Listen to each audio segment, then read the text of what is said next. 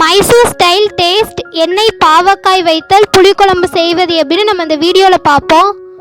பாவக்காய் 100 கிராம், சுண்ட வைத்தல் 5 கிராம், கடுகுளுந்து 1 டீஸ்பூன், கறிவேப்பிலை சிறிதளவு, மசாலா பொடி 2 டீஸ்பூன், மிளகாய் வைத்தல் 3, வெங்காயம் அரை கப், புளிச்சாறு அரை கப், எண்ணெய் 50 மில்லி, உப்பு தேவையான அளவு, வெந்தயம் 5 கிராம், கடலைப்பருப்பு 10 கிராம்.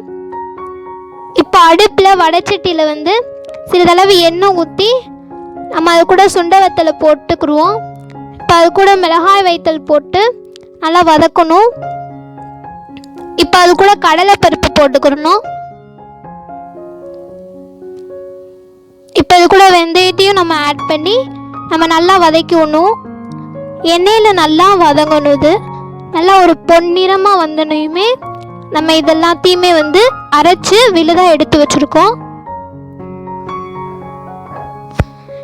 இப்போ மறுபடி வடைச்சட்டியில் சிறிதளவு எண்ணெய் ஊற்றி கடுகுளுந்து போட்டிருக்கோம். கடுகுளுந்து வச்சோன்னே கருவேப்பிலை போட்டு வெங்காயமும் போட்டுக்கணும். இப்போ நம்ம அது கூட பாவக்காய் ஆட் பண்ணியிருக்கோம்.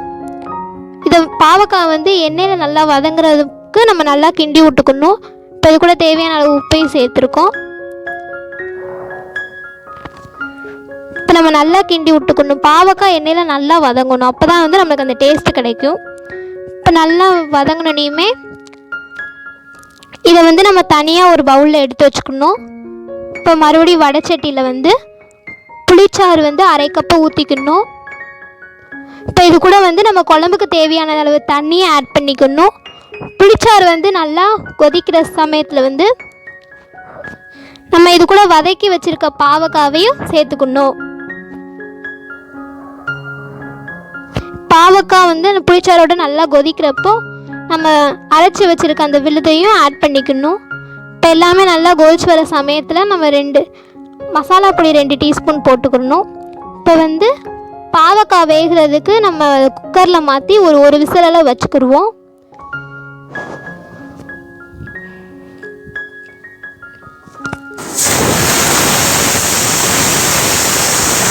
ஒரு விசில் வந்தனையும் நம்ம எடுத்து விட்டோம்னா நம்மளுக்கு மைசூர் ஸ்டைல் டேஸ்ட் எண்ணெய் பாவக்காய் வைத்தல் புளிக்குழம்பு ரெடி ஆயிடுச்சு. இது செம்ம வெரி டேஸ்ட்டாக இருக்கும். இந்த குழம்பு நம்ம இதை சாப்பிட்டா நம்மளுக்கு நோய் எதிர்ப்பு சக்தி அதிகரிக்கும். இது மூட்டு வலியை குணப்படுத்தும். இது ஒரு லேகிய குழம்பு. இதை அனைவரும் சாப்பிடலாம். எங்கள் யூடியூப் சேனலை சப்ஸ்கிரைப் பண்ணுங்கள்.